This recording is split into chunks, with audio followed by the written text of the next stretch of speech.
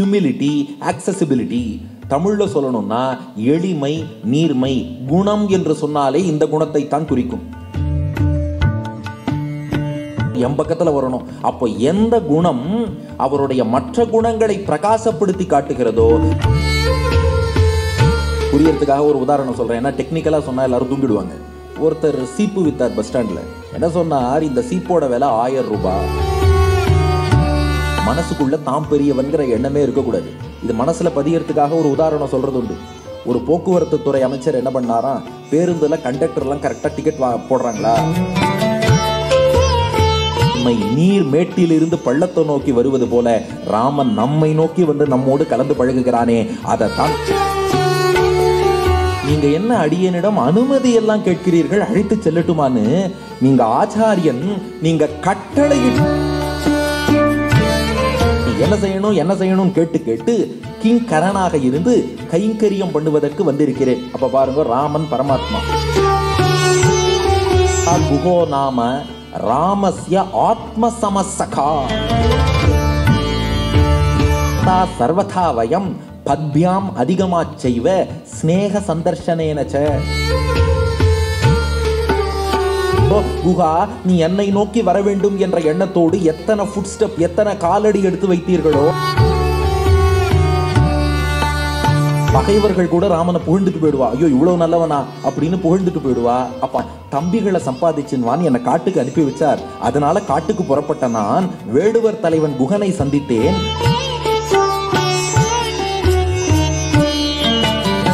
நம்மோடு கலந்து பழக வேண்டும் என்ற விருப்பத்தால் தானே.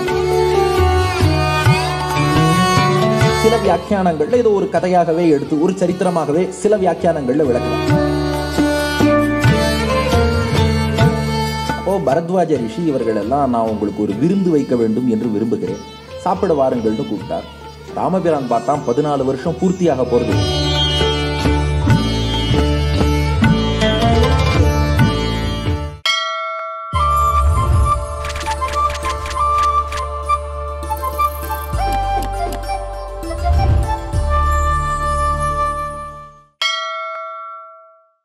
சுச்சக்ர வரதாச்சாரியம் சுத்தசத்வ குருத்தமம் ஸ்ரீநிதி ராகவம் வந்தே ஹியபார கருணாகரம் கற்பார் இராமபிரானையல்லால் மற்றும் கற்பரோ புற்பா முதலா புல்லெரும்பாதி ஒன்றின்றியே நற்பால் அயோத்தியில் வாழும் சராசரம் முற்றவும் நற்பாலுக்கு உய்தன்னன் நான்முகனார் பெற்ற நாட்டுளே. எல்லோருக்கும் அடியனுடைய நமஸ்காரம். சந்திரனுக்கு 16 கலைகள் என்பார்கள். 16 கலைகள் நிரம்பிய சந்திரனை முழு நிலவு பூர்ண சந்திரன்னு சொல்லுவார். ஒரு உதாரணத்துக்கு இன்னைக்கு அமாவாசைன்னு அஸ்யூம் பண்ணிப்போம். அமாவாசை 1 ஒரு கலை. அமாவாசை பிரதமை, த்விதியை, திருதியை, சதுர்த்தி, பஞ்சமி, ஷஷ்டி, சப்தமி, அஷ்டமி, நவமி, தசமி, ஏகாதசி, துவாதசி, திரையோதசி, சதுர்தசி, பௌர்ணமி. 16 கலைகள் நிறைந்த பூர்ணச்சந்திரன் சொல்லுவோம். அதுபோல சந்திரனுக்கு 16 கலைகள் போல ராமபிரானுக்கு 16 குணங்கள். குணவான், வீரியவான், தர்மஜன், கிருதஜன், சத்தியவாக்கியன், திருடவிரதன், சாரித்ரேண யுக்தன், சர்வபூதேஷு ஹிதன், வித்வான், சமர்த்தன், சதைக்க பிரியதர்ஷனன், ஆத்மவான், ஜிதக்ரோதன், துயுதிமான், அனசூயகன், ஜாதரோஷன் என்று 16 குணங்கள் நிறைந்தவன் ராமன். 16 கலைகள் நிறைந்தா பூர்ணச்சந்திரன், 16 குணங்கள் நிறைந்தா ராமச்சந்திரன். அதனாலதான் அவனை ராமச்சந்திரன். அந்த 16 குணங்களுக்காகவே ஒரு அற்புதமான நிகழ்ச்சி ஏற்பாடு பண்ண அத்தனை பேருக்கும் முதல்ல நாம கிருத்தஜ்ஞத்தையே தெரிவிக்கணும். ஏன்னா ராமன் அவதரித்தது சூரிய குலம். சூரிய குலத்தில் அவதரித்த ராமனை ராம சூரியன் சொல்லணுமா, ராமச்சந்திரன் சொல்லணுமா? ராமசூரியன் தானே? இல்ல, 16 கலைகள் நிறைந்தா பூர்ணச்சந்திரன், 16 குணங்கள் நிறைந்ததாலே அவன் ராமச்சந்திரன். அதனாலதான் சந்திரன் சந்திரன் என்று ராமபிரானை சொல்கிறோம். அந்த 16 உத்தமமான குணங்களிலே முதல் குணத்தை அடியனுக்கு வழங்கி இருக்கிறார்கள், குணவான். இதை அங்கே உங்களுக்கு டிஸ்பிளேயான கேள்விக்கு அனுகுணமாக 3ஆக பிரித்து கொள்வோம். ராமபிரானுடைய வால்மீகி வர்ணித்த 16 குணங்கள்ல முதல் குணம் குணவான். 3 பகுதியாக பிரிச்சுக்கோங்க. பார்ட் 1 குணவான் அப்படின்னா அது என்ன குணம். பார்ட் 2 இதை ராமன் எங்கெங்கே யார் யாரிடம் எப்படி எப்படி எந்தெந்த இடங்களில் எல்லாம் காட்டினான். பார்ட் 3 இதை நாம் எப்படி பின்பற்றணும், நமக்கு கிடைக்க போகிற பிரயோஜனம் என்ன. இப்போ வருவோம். இப்போ குணவான்னா என்ன? பலவான்னா பலத்தை உடையவன், வீரியவான் அப்படின்னா வீரியத்தை உடையவன், ஞானவான் அப்படின்னா ஞானத்தை உடையவன், குணவான்னா குணத்தை உடையவன். எந்த குணம்? ஏன்னா மற்ற 15 குணங்களுக்கும் குணவானுக்கும் அதான் வித்தியாசம். அடுத்து வரக்கூடிய குணங்கள்லாம் பாருங்கள், ஸ்பெசிஃபிக்கா இன்ன குணம்னு சொல்லியிருக்கோம். வீரியவான், தர்மஜ்ஞஷ்ட, கிருதஜ்ஞஷ்ட, சத்தியவாக்கியா, திருடவிரதா. ஆனால் முதல் குணம் குணவான். இது ஜெனரிக்கானா இருக்கு. இது எந்த குணம்னு எப்படி புரிஞ்சுக்கிறது அப்படின்னா, குணவான்னா குணத்தை உடையவன் அர்த்தம்.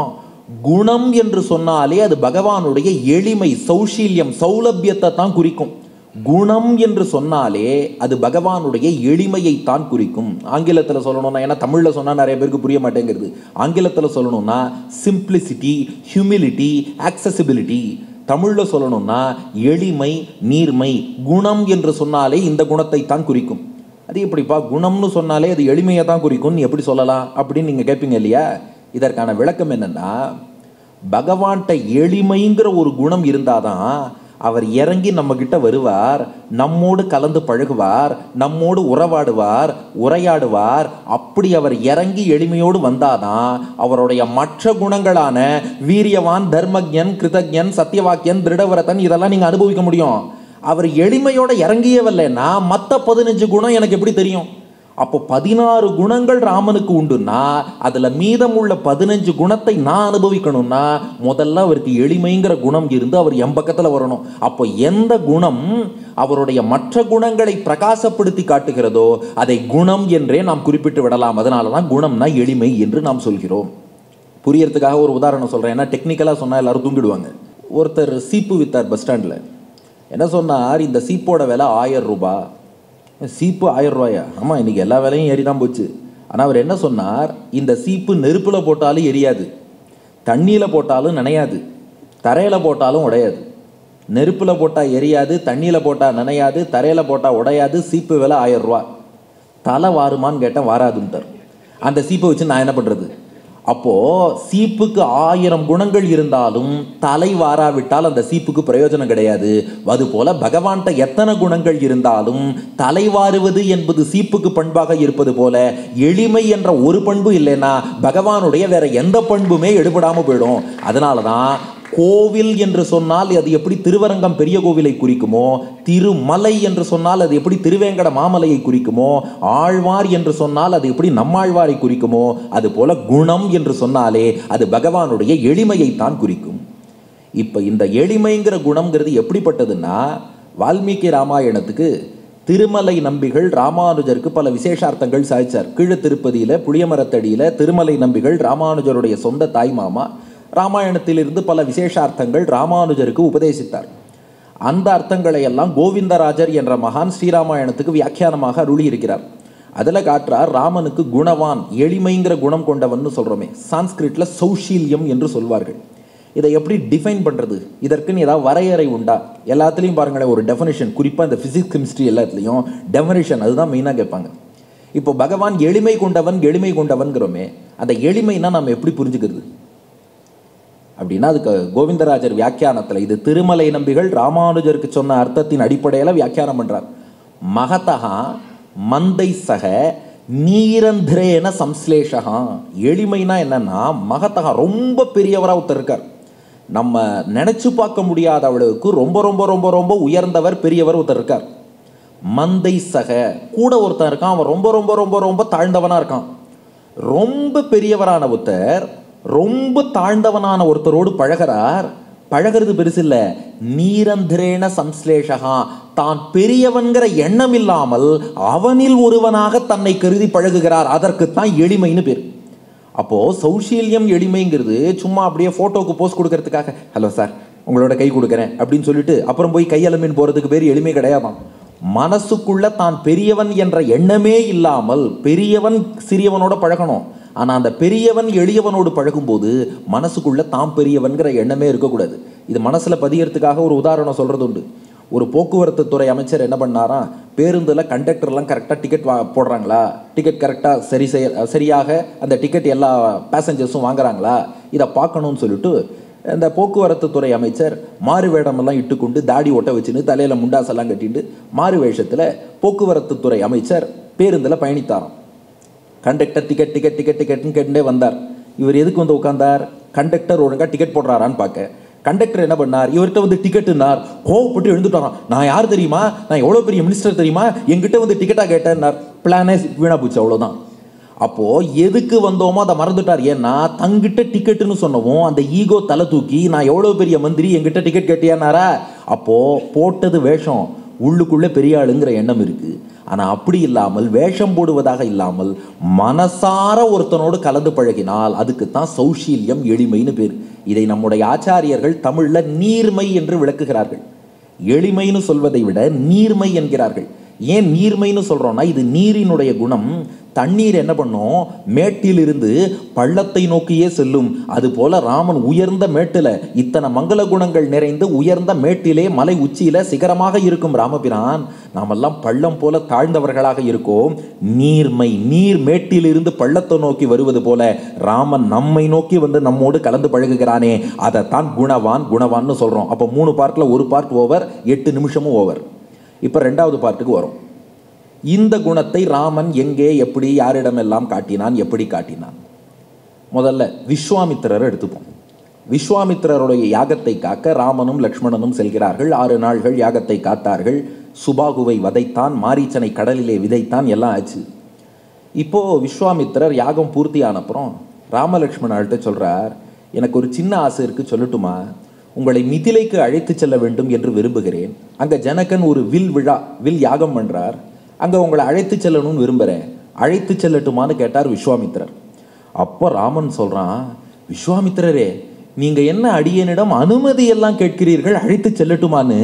நீங்கள் ஆச்சாரியன், நீங்கள் கட்டளையிட்டால் அதை நிறைவேற்றும் இடத்தில் நான் இருக்கிறேனே ஒழிய நீங்கள் எங்கிட்ட அனுமதி எல்லாம் கேட்கக்கூடாது. வால்மீகி ஸ்லோகம், இமௌஸ்ம முனிஷார்தூல கிங்கரௌ சமுபஸ்திதௌ ஆக்ஞாபய யதேஷ்டம் வை சாசனம் கரவாவகிம். இமௌ, தன்னையும் லக்ஷ்மணனையும் சேர்த்து சொல்கிறான் ராமன். இமௌஸ்ம முனிஷார்தூல, விஸ்வாமித்திர முனிவரே, நாங்கள் 2 பேரும் கிங்கரவு சமுபஸ்திதௌ, மகானான உங்களுக்கு தொண்டு செய்யக்கூடிய பாக்கியம் கிடைக்குமா என்று எதிர்பார்த்து வந்திருக்கிறோம். ஆக்ஞாபய யதேஷ்டம் வை, உங்களுக்கு என்ன திருவுள்ளமோ, உங்களுக்கு என்ன இஷ்டமோ கட்டளையிடுங்கள். சாசனம் கரவாவகிம், என்ன வேணும் என்ன வேணும்னு கேட்டு கேட்டு கேட்டு கேட்டு தொண்டு செய்ய வந்திருக்கோம். கிம் கரவாணி, கிம் கரவாணி, கேட்டு கேட்டு பண்ணுறதுனால எங்களுக்கு கிங்கரன்னு பேர். அப்படி கிங்கரன் செய்வதுக்கு கைங்கரியம்னு பேர். அப்போ கிம் கரவாணின்னா என்ன செய்யணும், கிம் கரவாணி என்ன செய்யணும் என்ன செய்யணும் கேட்டு கேட்டு கிங்கரனாக இருந்து கைங்கரியம் பண்ணுவதற்கு வந்திருக்கிறேன். அப்போ பாருங்க, ராமன் பரமாத்மா, விஸ்வாமித்திரர் என்பவர் ஒரு ஜீவாத்மா. ஆனால் அவருக்கு ஒரு ஆச்சாரியங்கிற ஸ்தானம் இருக்குது, ஒரு ரிஷிங்கிற ஸ்தானம் இருக்குன்னா அவர்கிட்ட அடிபணிந்து நிற்கிறான் இல்லையா, இது எளிமை. நாம் என்ன சொல்லுவோம், சார் அது விஸ்வாமித்திரர்கிட்ட அடிபணிந்து நடப்பார், சாமானியன்ட்டு அடிபணிந்து நடப்பாரானா அதுக்கும் வால்மீகி பகவான் உதாரணம் காட்டுகிறார். குகன் தான் சிறந்த உதாரணம். ராமன் வனவாசம் புறப்படுகிறான் சீதையோடும் லக்ஷ்மணனோடும். கங்கை கரையில் ஸ்ருங்கிபேரபுரம் என்ற நகரம், அங்கே வேடுவர் தலைவனான குகன் வசிக்கிறான். அந்த குகனை வால்மீகி வர்ணிக்கிறார். தத்திர ராஜா குஹோ நாம ராமஸ்ய ஆத்மசமசகா, தன்னுடைய உயிர் தோழனாக. கம்பர் தமிழில் பாடுறார், நாயகன் தனக்கு உயிர் தோழன். அப்படியே வால்மீகி சான்ஸ்கிரிட்ல ராமஸ்ய ஆத்மசமசகா, ராமன் தன் உயிரினும் இனிய நண்பனாக அந்த குகனை கருதினான். அந்த குகன் ராமன் தன் பகுதிக்கு வந்திருக்காங்கிறத அறிந்து ராமனை சேவிப்பதற்காக குகன் வருகிறான். அப்போ குகனை பார்த்து ராமன் ஒரு வார்த்தை சொல்றான். இது வால்மீகியோட ஸ்லோகம்.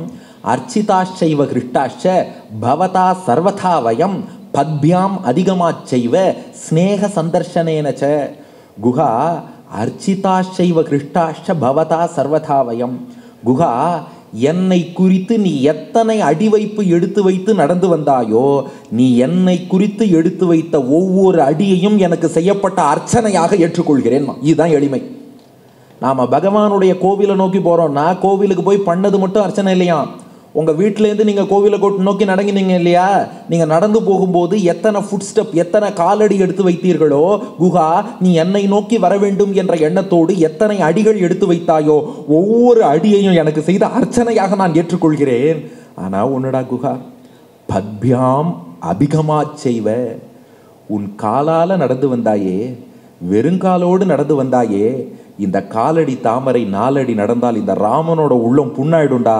ஐயோ உன் கால் வலிக்குமோன்னு என் மனசு வலிக்கிறதுடா, நானே உன்னை தேடி வந்திருக்கலாமே. அப்போ நீ எடுத்து வச்ச ஒவ்வொரு அடியும் அர்ச்சனைன்னு ஏத்துட்டேன். ஆனா என்னை நோக்கி பாவம் இவ்வளவு தூரம் நீ நடந்து வந்துட்டியே, உன் கால் எவ்வளவு வலிச்சிருக்கும், அதை நினைச்சா என் மனசு வேதனைப்படுகிறது என்று சொல்லி குகனை ஆற தழுவிக்கொண்டு, அங்கே குகனை தழுவிக்கொள்ளுகிறான் ராமபிரான். தழுவிக்கொண்டு நீ என்னுடைய நண்பன், என்னுடைய தம்பின்னு சொல்றான். இது அப்படியே திருமங்கை ஆழ்வார் அனுபவித்து தமிழ்ல பாடுறார். ஏழை ஏதலன் கீழ்மகன் என்னாது இறங்கி மற்றவர்க்கு இன்னருள் சுரந்து மாழைமான் மடநோக்கி உன் தோழி ஊம்பி எம்பி என்று ஒழிந்திலை உகந்து தோழன் நீ எனக்கு இங்கு ஒழி. குகனை பார்த்து ராமன் தள்ளலையும், அவனை ரிஜெக்ட் பண்ணல, நிராகரிக்கல. ஏழை, இந்த இடத்துல ஏழைனா விளக்க உரை கொடுக்கிறார் பெரியவாச்சான் பிள்ளை என்ற மகான். ஏழைன்னா குகன் ஞானத்தால் ஏழையாம். ராமன் வசிஷ்டர்கிட்ட காலக்ஷேபம் பண்ணி ஆயக்கலைகள் 64 அறிந்தவன் ராமபிரான். ஆயக்கலைகள் 64ன்னு சொல்வார்கள்.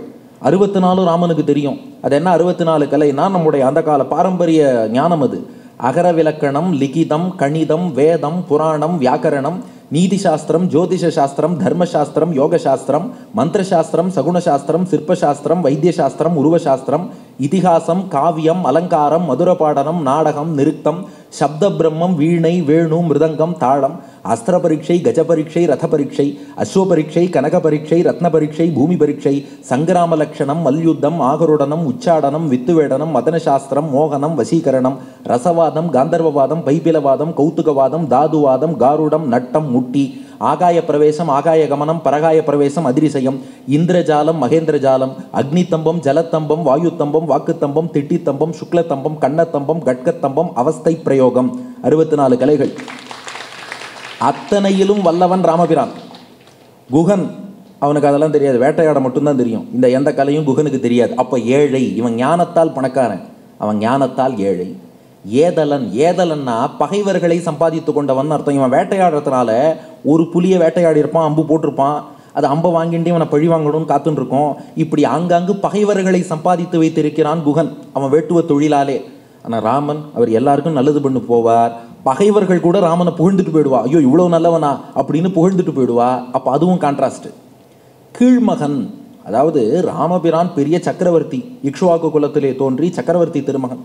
குகன் யாருன்னா அவனது வேட்டுவச்சேரிக்கு தலைவனாக இருக்கிறான். இத்தனை வேறுபாடுகள் இருந்தாலும் உண்மையான சமத்துவம் சமநீதிங்கிறத பேசினது யாருன்னா ராமபிரான். என்ன பண்ணானா, ஏழை ஏதலன் கீழ்மகன் என்ன, அது இதை எதுவுமே சொல்லலையா. இதுல ஏதாவது ஒரு காரணத்தை சொல்லி கூட ராமன் நினைச்சா குகனை நிராகரிக்கலாம், பண்ணல. என்னாது இறங்கி மற்றவர்க்கு இன்னருள் சுரந்து. இப்ப குகனை பார்த்து சொல்றான் நண்பன்னு ஏத்துக்கிறான். நியாயப்படி அவனை ஏத்துக்கிற ராமன் அவன்கிட்ட என்ன சொல்லியிருக்கலாம், அதை பார்ப்பா, சீத்தை உனக்கு சுவாமினின்னு சொல்லியிருக்கலாம். நான் உனக்கு சுவாமி, பெண்பால், சீத்தை உனக்கு சுவாமினி சொல்லலையா. மாழைமான் மட நோக்கி உன் தோழி, சீத்தை உனக்கு தோழின்னா. லக்ஷ்மணனை என்ன சொல்லியிருக்கலாம், என் தம்பி லக்ஷ்மணன் உனக்கும் தம்பி சொல்லியிருக்கலாம்ல, அப்படி சொல்லலையா. உம்பி எம்பி, உன் தம்பியான லக்ஷ்மணன் எனக்கும் தம்பின்ட்டானா. அது எதுக்கு அப்படி சொன்னான்னா, லக்ஷ்மணன் தன்னை உனக்கு தம்பின்னு ஒத்துண்டாதான் லக்ஷ்மணன் நான் எனக்கு தம்பின்னு நான் ஏத்துப்பேன். அதனால உன் தம்பி லக்ஷ்மணன் எனக்கும் தம்பி. உகந்து தோழன் நீ, குகா நீ தாண்டா எனக்கு தோழன் நண்பன் என்று ஏற்றுக்கொண்டு, நண்பன் மட்டும் இல்லை தம்பியாவே ஆக்கிட்டான். இதைத்தான் அப்படியே கம்பர் பாடினார். குகனோடும் ஐவரானே முன்பு பின் குன்று சூழ்வான் மகனோடும் அறுவரானேம் எம்முழை அன்பின் வந்த அகனமர் காதல் ஐய நின்னோடும் எழுவரானேம். ராமபிரான் சொல்றானா விபீஷணனை பார்த்து, பின்னாடி கடற்கரையில விபீஷணனை பார்த்து சொல்றான், எங்க அப்பா தசரதன் 4 குழந்தைகளை பெற்றார், ராமன், பரதன், லக்ஷ்மணன், சத்ருகனன்னு. ஆனா 4 குழந்தைகள்ல எங்க அப்பாவுக்கு திருப்தி இல்லை, இன்னும் 2-3 குழந்தைகள் கிடைச்சா நன்னா இருக்குமே நினைச்சுதான் தம்பிகளை சம்பாதிச்சுன்னு என்னை காட்டுக்கு அனுப்பி வச்சார். அதனால காட்டுக்கு புறப்பட்ட நான் வேடுவர் தலைவன் குகனை சந்தித்தேன், தம்பியாக ஆக்கி கொண்டேன், நாங்க 5 பேர் ஆயிட்டோம். அப்புறம் வானரமாகிய சுக்ரீவனை சந்தித்தேன், அவனையும் தம்பியாக ஆக்கி கொண்டேன், 6 பேர் ஆயிட்டோம். இப்போ அரக்கர் குலத்தில் பிறந்த விபீஷணா உன்னை சந்தித்து உன்னை தம்பியாக்கி கொண்டேன், நாம 7 பேர் ஆயிட்டோம். இப்ப 7 பிள்ளைகளை பெற்று நம்ம அப்பா தசரதன் திருப்தியாக இருக்கிறார் நான் ராமபிரான். அப்போ பாருங்க, இதுதான் எளிமை. அப்போ ஒரு குரங்குன்னு பார்க்க மாட்டான், அரக்கன்னு பார்க்க மாட்டான், வேடன்னு பார்க்க மாட்டான். உண்மையான அன்போடு பக்தியோடு யார் வந்தாலும் அவனுடைய நிலைக்குத்தான் இறங்கி போய் அவர்களோடு கலந்து பழகுகிறான் அல்லவா, அதைத்தான் நீர்மை. அப்போ மேட்டிலிருந்து தண்ணீரை நோக்கி பாய்வது போல. இவ்வளோ ஏன் சார் சொல்லணும்? கூறத்தாழ்வான் என்ற ஆச்சாரியன் ரசித்தார். ராமனுடைய நீர்மை எங்கே தெரியுது, எளிமை எங்கே தெரியுதுன்னா அவர் அவதரித்து வந்ததே எளிமைதான்ட்டார். ஏன்னா ராவணனை அழிக்கணும்னா அதுக்கு பகவான் பூமிக்கு வந்து தான் அழிக்கணும் தேவையில்லை. வைகுண்டத்தில் இருந்து ஏதோ ஒரு வழியில் அவரால் பண்ணியிருக்க முடியும். எதுக்கு பூமிக்கு வந்தார்னா நம்மோடு கலந்து பழக வேண்டும் என்ற விருப்பத்தால் தானே. இப்போ மனிதர்களோடு நீண்ட காலம், ஏன் 11,000 வருஷம் ஏன் வாழ்ந்தார்னா நம்மோடு அத்தனை காலம் கலந்து பழக வேண்டும்னு ராமனுக்கு ஆசை. அதனால 11,000 வருடங்கள் அடியார்களோடு கலந்து பரிமாறி இந்த பூமியிலே ராமபிரான் எழுந்தருளி இருந்தான்.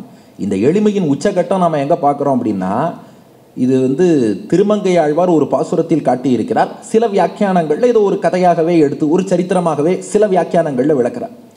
என்னன்னா, ராவணவதம் ஆயிடுத்து.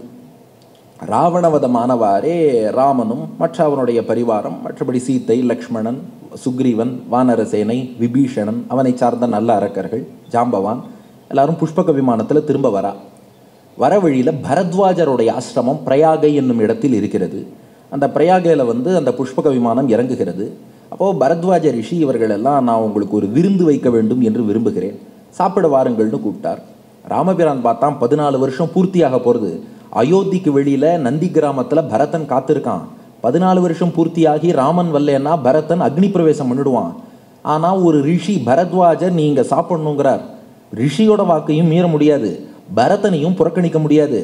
அதனால் ராமன் ஹனுமானை அழைத்து, ஹனுமனே நான் வந்துட்டேங்கிற செய்தியை நீ சீக்கிரம் போய் பரதன்கிட்ட சொல்லிடு. ஏன்னா ஒருவேளை நீ போய் செய்தி சொல்லலைன்னா நான் வராமல் இருந்துட்டேனோன்னு நினச்சிட்டு பரதன் வேற ஏதாவது தப்பான முடிவு எடுத்துருவான்னு சொல்லி ஹனுமானை அனுப்பி வைக்கிறான் ராமபிரான். ஹனுமானும் பறந்து பிரயாகையிலிருந்து நந்தி கிராமம் நோக்கி போகிறார். இது வரைக்கும் வால்மீகி ராமாயணத்தில் இருக்குது. அதுக்கு மேலே ஒரு விஷயம் திருமங்கை ஆழ்வார் பாசுரத்தின் மூலம் நம்ம தெரிஞ்சுக்கிறோம். ஹனுமான் போய் பரதன்கிட்ட செய்தி சொல்லிட்டு என்ன பண்ணிட்டாராம், திரும்ப பிரயாகை பரத்வாஜ ஆசிரமத்தில் ராமன் இருக்கும் இடத்துக்கே திரும்ப வந்துட்டாராம். அப்போ அங்கே என்ன நடக்கும், என்ன நடந்துட்டு இருக்கும்? விருந்து சாப்பிட தானே கூப்பிட்டார். அதனால விருந்து எல்லாருக்கும் இலை போட்டாச்சு. ராமன் அமர்ந்து இருக்கிறான், மற்ற வானரர்கள் எல்லோரும் அமர்ந்து இருக்கிறார்கள், எல்லாரும் உட்காந்து சாப்பிட்டுன்னு இருக்கா. இப்போ ஹனுமான் அங்கே வரார். ஹனுமான் வந்தால் பரத்வாஜர் சொன்னாராம், ஹனுமானே கொஞ்சம் வெயிட் பண்ணு, முதல் பந்தி ஆயின்றிருக்கு, அடுத்த பந்தியில் சாப்பிட்டுக்கலாம் அப்படின்னார். ராமபிரான் பார்த்தானா, என்னது என் பக்தனாகிய ஹனுமான் காத்திருந்து அடுத்த பந்தியில் சாப்பிடணுமா? வேண்டாம் ஹனுமானே, எனக்கு எதிரே உட்காருன்னா. என்ன சொல்கிறேன்னு கேட்டார் ஹனுமான். ராமன் சொன்னா எதிரே உட்காருப்பான்னா. ஹனுமானும் உட்கார்ந்தார். அதுவரை வாழை இலையில நரம்பு கிடையாதான். ராமபிரான் தான் தன்னுடைய கையால் அந்த வாழை இலையில ஒரு கோடு போட்டு ஒரு நரம்பை ஏற்படுத்தினானோ. ஏற்படுத்திட்டு தான் சாப்பிட்டு இருந்தான் இல்லையா உணவு, அதில் என்ன பண்ணா, குரங்கு வானரம் எதை விரும்பி சாப்பிடும், காய் கனிகளை. அதனால காய்கனிகளை மேல் பாகத்தில் வச்சு அதை நீ சாப்பிடுன்னா, அரிசி சாப்பாட்டை கீழ்பாகத்தில் வச்சு இதை நான் சாப்பிட்றேன்னா. இன்றைக்கும் பாருங்க, இலையில சாப்பிடும்போது காய்கறிகள்லாம் இலையினுடைய அப்பர் ஹாஃபில் வைப்போம், சாதத்தை இலையின் லோயர் ஹாஃபில் வைப்போம். ஏன்னா வானரமாகிய நீ காய்கனிகளை நீ சாப்பிட்டுக்கோ, மனிதனாக அவதரித்த நான் இந்த சாப்பாட்டை நான் சாப்பிட்டுக்கிறேன்னு சொல்லி அப்படி பிரித்து வச்சு அதை ஹனுமானுக்கு அளித்தான். இந்த பக்கம் தான் சாப்பிட்டான். திருமங்கை ஆழ்வார் பாசுரம், வாதமா மகன் மர்க்கடம் விலங்கு மற்றோர் சாதி என்று ஒழிந்திலை, உகந்து காதல் ஆதரம் கடலினும் பெருகிடச் செய் தகவினுக்கில்லை கைமார் என்று கோதில் வாய்மையினாயோடும் உடனே உண்பன் என்ற ஒன்பொருள் ஆதல் வேண்டும் என்று அடியணை அடைந்தேன் அணிபொழில் திருவரங்க தம்மானே. அப்போ உணவை அங்க பகுதியில் வச்சு ஒரே இலையில, இது சம பந்தி போஜனம் இல்லை, சம மந்தி போஜனம், குரங்கை எழுத்தாப்புல உட்கார வச்சு இதே இலையில ஹனுமானே மேல் பகுதியில் உள்ளதை நீ சாப்பிடு, கீழ்ப்பகுதியில் உள்ளதை நான் சாப்பிட்றேன்னு ஹனுமானோடு சேர்ந்து கலந்து பரிமாறினான் என்றால், அப்போ பாருங்க, வாதமா மகன் வாயுபுத்திரனாகிய ஹனுமான், மர்க்கடம் அவர் ஒரு குரங்கு, விலங்கு நீ ஒரு விலங்கு, நான் ஒரு மனிதன், மற்றொரு சாதி வானர ஜாதி வேறு மனித ஜாதி வேறு என்று ராமன் அவனை நிராகரிக்கவில்லை. யாராக இருந்தாலும் அன்போடு வந்தால் பக்தியோடு வந்தால் அவர்கள் லெவலுக்கு இறங்கி போய் அவளோடு கலந்து பழகிறான் இல்லையா. இதைத்தான் நாம நீர்மை எளிமை குணம் என்று கொண்டாடுகிறோம். இந்த குணம் நிறைந்திருப்பதாலே குணவான்னு சொல்றோம். அப்ப பார்ட் 2 ஓவர், 22 நிமிஷம் ஓவர், பார்ட் 2 ஓவர். இப்ப பார்ட் 3க்கு வரும். இதை ஏன் நாம வாழ்க்கையில கடைபிடிக்கணும்? ஏன்னா இப்படி பகவான் ராமன் எளிமையாக இருந்தான்னு புரிந்து கொள்வதால் நமக்கு என்ன பிரயோஜனம் அப்படின்னா 2 முக்கியமான பிரயோஜனம் இருக்கு. ஒன்று நாம எடுத்துக்கிறது, அப்புறம் ஃபர்ஸ்ட் இதில் என்ன மெசேஜ் அப்படின்னா, பகவான்கிட்ட இந்த எளிமை என்ற குணம் இருக்கே, இந்த குணத்தால் தான் பகவானுக்கு பெருமை. இப்படிப்பட்ட பல மங்கள குணங்கள் பகவானுக்கு இருக்கோ இல்லையோ, இந்த குணத்தால் தான் அவனுக்கு பெருமை. அதுலேயும் குறிப்பாக எளிமையால் தான் பெருமை. இதை பகவத் ராமானுஜர் அழகாக விளக்கியிருக்கார். ஏன்னா வேதம் என்ன சொல்கிறது, ஒரு ஜீவாத்மா முக்தி அடைந்து வைகுண்டம் போகிறான்னு வச்சுக்கோங்களேன், வைகுண்டம் போய் பகவானை அனுபவித்து ஆனந்தமாக இருப்பான். அதானே? கரெக்டாக சொல்கிறேன்னா? ஜீவாத்மா வைகுண்டம் போனால் யாரை அனுபவித்து சந்தோஷப்படுவான்? நாராயணனை. ஆனால் வேதம் சொல்கிறது சோஷ்ணுதே சர்வான் காமான் சகபிரம்மணா விபஷ்சிதா. வைகுண்டம் செல்பவன் பகவானுடைய குணங்களை நன்றாக அனுபவிப்பான், அத்தோடு சேர்த்து கொஞ்சம் அப்பப்போ பகவானையும் அனுபவிப்பான். என்னப்பா இது? பகவானுடைய குணங்களை, சர்வான் காமான், பகவானுடைய காமம்னா குணங்கள், விரும்பத்தக்க குணங்கள், பகவானுடைய எல்லா குணத்தையும் நன்றாக அனுபவிப்பான், அத்தோடு சேர்த்து கொஞ்சம் பகவானையும் அனுபவிப்பான். சரி, என்ன சொன்னார், எங்கள் வீட்டுக்கு பொட்டி படுக்கையெல்லாம் எடுத்துட்டு மாப்பிள்ளை வந்துட்டார்னார். அது பரவாயில்ல, பொட்டி படுக்கையெல்லாம் வந்தது, அந்த பொட்டி படுக்கையோடு அப்படியே மாப்பிள்ளையும் வந்தார்னார். இப்போ யாருக்கு முக்கியத்துவம்? பொட்டி படுக்கைக்கு முக்கியத்துவமா மாப்பிள்ளைக்கு முக்கியத்துவமா? மாப்பிள்ளை வந்தார், கூட பொட்டி படுக்கை எடுத்துன்னு வந்தார்னா பரவாயில்ல. பொட்டி படுக்கை எல்லாம் வந்து சேர்ந்துருத்து, அப்புறம் அப்படியே பின்னாடியே மாப்பிள்ளையும் வந்தார். அப்போ பகவானை அனுபவிப்பான், கூட அவன் குணங்களை அனுபவிப்பான்னா ஓகே. வேதம் அப்படி சொல்லலை. சோஷ்ணுதே சர்வான் காமான், பெருமாளோட குணங்களை தான் அனுபவிக்கிறான், அதோட சேர்த்து அப்படியே கொஞ்சம் பெருமாளையும் அனுபவிக்கிறான். இப்படி சொல்லலாமா? இதுக்கு ராமானுஜர் விளக்கம் கொடுத்தார். ஆம், சத்தியம். வைகுண்டம் போறவன் பகவானுடைய குணத்தை தான் முக்கியமாக அனுபவிக்கிறான், அதோடு சேர்த்து தான் பகவான் என்னார். ஏன்னு கேட்டோம், அந்த குணங்களால் தான் பகவானுக்கே பெருமை. ஏன்னா இங்கேருந்து மோட்சம் போகிறவனுடைய சைக்காலஜி நினச்சி பாருங்க. வைகுண்டம் போகும்போது நினச்சி பார்க்குறானோ, ஐயோ பகவானுக்கு எவ்வளவு கருணை, அடியேனுக்கு மோட்சம் கொடுத்தார்னா. அவர் பிரகலாதனுக்கு கொடுக்கலாம், நம்மாழ்வாருக்கு கொடுக்கலாம், ஆண்டாள்னா அது வேற. நமக்கு மோட்சம் கொடுத்தார்னா அந்த பெருமாளுக்கு கருணைங்கிற குணம் எவ்வளோ பெருசாக இருக்குது, அந்த குணத்தை நினச்சிட்டு தான் உள்ளே போகிறான். அங்கே போய் பெருமாளை சேவிக்கிறான், எவ்வளோ அழகாக இருக்கார், சௌந்தர்யம், அந்த குணத்தை நினச்சி பார்க்குறான், அவர்கிட்ட போகிறான். அந்த பெருமாள் நம்மளை கூப்பிட்டு மடியில் உட்கார வச்சுக்கிறார். இதே குணவான், சௌலபியம், சௌஷீல்யம், எளிமை, நீர்மை, அந்த குணத்தை நினச்சி பார்க்குறான். ஆஹா, இந்த குணம் எவ்வளோ சிறப்பாக இருக்குது. இந்த குணங்களோடு இருக்கிறதுனால தான் அவன் பகவான் அனுபவிக்கிறான். ஒருவேளை எந்த குணமுமே பகவானுக்கு இல்லைன்னா அப்புறம் இவர் அனுபவிச்சு நான் என்ன பண்ணுறதுன்னு கேட்டுடுவான். அப்போ இந்த குணங்களால் தான் பகவானுக்கு பெருமை. குணமே இல்லாமல், சிலர் சொல்கிறாங்களே நிர்குணம்னு, ஆக்சுவலாக வேதத்தில் நிர்குணம்னா தீய குணங்கள் இல்லை, மங்கள குணங்கள் எல்லாம் இருக்குன்னு அர்த்தம். அப்படி இல்லாமல் குணமே இல்லை நிர்குணம்னா அதை வச்சு நான் என்ன பண்ணுறது? அப்போ இத்தனை குணங்கள் இருப்பதால் குணங்களால் தான் பகவானுக்கு பெருமை. அதனால மோட்சம் போறவன் குணத்தை அனுபவிக்கிறான், குணத்தோடு சேர்த்து பெருமாளை அனுபவிக்கிறான். இது வேதம் சொன்னது. வால்மீகி ராமாயணம்ங்கிறது என்னன்னா, அந்த வேதமே எடுத்த ஒரு அவதாரம். வேதங்கள்லாம் பெருமாளை சொல்றது. அந்த பெருமாள் தசரதனோட குழந்தையா ராமனா வந்துட்டார். அதனால பெருமாளை போற்றி பாடும் வேதம் வால்மீகியின் குழந்தையா ராமாயணமாக அவதாரம் எடுத்து. அப்போ அந்த வேதம் பெருமாளை சொல்லும். பெருமாள் தசரதன் குழந்தையா வந்தா, வேதம் வால்மீகி குழந்தையா வந்து, வால்மீகி குழந்தையான ராமாயண வேதம் அந்த ராமனுடைய பெருமையை சொல்லும். இங்கேயும் என்ன சொன்னதுன்னா அதே குணங்களை. ஏன்னா இந்த குணங்களை விட்டுட்டு வெறும் ராமன் அனுபவிச்சா இனிக்காதான். அதுக்கு தான் இவ்வளோ கதை சொன்னேன். எப்படி வைகுண்டத்தில் போறவன் குணத்தை அனுபவிக்காம வெறும் பகவானை அனுபவிச்சா இனிக்காதோ, அது போல ராமாயணமும் நாம் குணங்களை அனுபவிக்காமல் வெறும் ராமன் என்று அனுபவித்தால் அவன் குணம் என்னன்னு தெரிஞ்சாதானே ஈடுபட முடியும். அப்போ இந்த குணங்களால் தான் ராமனுக்கு பெருமை. இந்த குணங்கள் என்பவை பெருமாளுக்கு வந்தேறி கிடையாது. ராமானுஜர் சாதிக்கிறார், சுவாபாவிக, அனவதிக, அதிசய, அசங்கேய, கல்யாண குண கூட்டங்கள் இயற்கையாக எப்போதும் உண்டு. எல்லையில்லாத குணங்கள், அதுபோல ஒப்பற்ற குணங்கள், எண்ணிலடங்காத குணங்கள் அத்தனையும் பகவானிடம் இருக்கின்றன. இந்த குணங்களால் தான் அவனுக்கு பெருமைங்கிறத நாம் புரிந்து கொள்ள வேண்டும். இது ஒன்று. ரெண்டாவது, இதை நாம் வாழ்க்கையில் அறிந்து கடைபிடிக்கணும். என்ன குணம்? குணவான், எளிமை. அவ்வளோ பெரிய பகவானே எளிமையாக வந்து நம்மோடு கலந்து பழகிறான்னா நம்ம ஆல்ரெடி கீழே தான் இருக்கோம். நமக்கெல்லாம் பெருமைன்னு சொல்லிக்கிற அளவுக்கு ஒன்றுமே கிடையாது. அப்படி இருக்கும்போது நாமும் அந்த எளிமை, பணிவு உள்ளிட்ட குணங்களை வளர்த்து கொள்ள வேண்டும். நாம் என்ன பண்ணுறோம்? அப்படியே தலை தூக்கிண்டு, அகங்காரத்தை தலையை தூக்கிண்டு நான் யார் தெரியுமா அப்படிங்கிறோம். சர்வேஸ்வரனான பகவானே அவ்வளோ பணிவோடு குகனோடு கலந்து பழகிறான், ஹனுமானோடு பழகிறான், விபீஷணனோடு பழகிறான், சபரியோடு பழகிறான். அப்படி இருக்கும்போது நாமும் பணிவு என்ற குணத்தை வளர்த்து கொள்ள வேண்டும். ஏன்னா நான் அகங்காரம் தலை தூக்கித்துன்னா அவனுக்கு அழிவு தான். நீங்கள் இந்த ஆற்றங்கரையிலெல்லாம் பாருங்க, பெரிய ஆலமரம், பனைமரம், தென்னை மரம் எல்லாம் தலை தூக்கின்னு நிற்கும். ஒரு வெள்ளம் வந்தால் எல்லாம் சாஞ்சிரும். நாணல் புல் இருக்கு பாருங்க, அது வெள்ளம் வந்ததுன்னா அப்படியே தழைய பணிந்து நிற்கும். எப்பேற்பட்ட வெள்ளம் வந்தாலும் நாணல் புல் மட்டும் சாயவே சாயாது. அப்போ உலகியல் வாழ்க்கை சம்சாரம்ங்கிறது இருக்கே, அது ஒரு பெரிய வெள்ளம் மாதிரி. தென்னை இளங்கீற்றினிலே தாலாட்டும் தென்றலது தென்னைதனை சாய்த்து விடும் புயலாக வரும் பொழுது ஆற்றங்கரை மேட்டினிலே ஆடி நிற்கும் நாணலது காற்றடித்தால் சாய்வதில்லை, கனிந்த மனம் வீழ்வதில்லை. அதனால மனசுல அந்த பணிவு என்ற குணம், எளிமை என்ற குணம், எல்லோரோடும் கலந்து பழகக்கூடிய அந்த பண்பு, அதை நாம வளர்த்து கொண்டால் நாம என்னைக்குமே கருவியா போயிடக்கூடாது. பெருமாள் கையில கருவியா இருக்கணும். கருவிக்கும் கருவிக்கும் வித்தியாசம் இருக்கு. கருவினா கர்வம், அரகண்ட். கருவினா இன்ஸ்ட்ருமெண்ட், பகவான் கையில். அப்போ கருவியா அரகண்டா போகாம பகவான் கையில் கருவியா இன்ஸ்ட்ருமெண்டா நாம இருக்கணும். ஏன்னா இந்த நான்கிற அகங்காரம் விட்டுட்டாலே பகவான் திருவடியில் சரணாகதி பண்ணுவோம், மோட்சத்துக்கே போயிடலாம். அப்போ இந்த எளிமை என்ற குணம், பணிவு என்ற குணம், அதை வளர்த்துண்டா நமக்கு ஞானம் வரும். அதுதானே திருப்பாவேல் ஆண்டாள் சொன்னா, மார்கழி திங்கள் மதி நிறைந்த நன்னாளால். பெரிய ஆழ்பொருள் இருக்குதுல. மார்கழி திங்கள், மார்னா மார்த்தட்டும் அகங்காரம். நம்ம எல்லாம் என்ன பண்றோம், மார் தட்டுறோம். நான் நான் நான். மார்கழி, மார்த்தட்டும் அகங்காரத்தை கழி. மார்கழி திங்கள். இந்த மார்த்தட்டும் அகங்காரத்தை நீ என்று கழிக்கிறாயோ மதி நிறைந்த நன்னாளால். அன்னைக்கு தான் மதி என்ற ஞானம் நிறையும். மார்தட்டின் இருக்கிற வரைக்கும் அது நிறையாது. அதனால தான் பகவானை இறங்கி வந்து இப்படித்தான் எளிமையோடு இருக்கணுங்கிறத அவன் வாழ்ந்து காட்டி இருக்கிறான். அப்போ அதை நாமும் பின்பற்றி எல்லோருக்குள்ளும் பகவான் இருக்காங்கிறத புரிஞ்சுண்டு நான் என்ற அகங்காரத்தை விட்டு அடியேன் என்ற அந்த தன்மையை வளர்த்து கொண்டு கருவியா இல்லாம பகவான் கையில கருவியா இருந்து எல்லோரோடும் அன்போடு பழகி சத்சங்கத்தில் நாம் ஈடுபட்டோம்னா ராமனுடைய அனுகிரகம் பரிபூர்ணமாக கிடைக்குங்கிறதுல சந்தேகம் இல்லைன்னு சொல்லி 29 நிமிஷத்தோடு வாய்ப்பளித்தமைக்கு நன்றி கூறி நிறைவு செய்கிறேன்.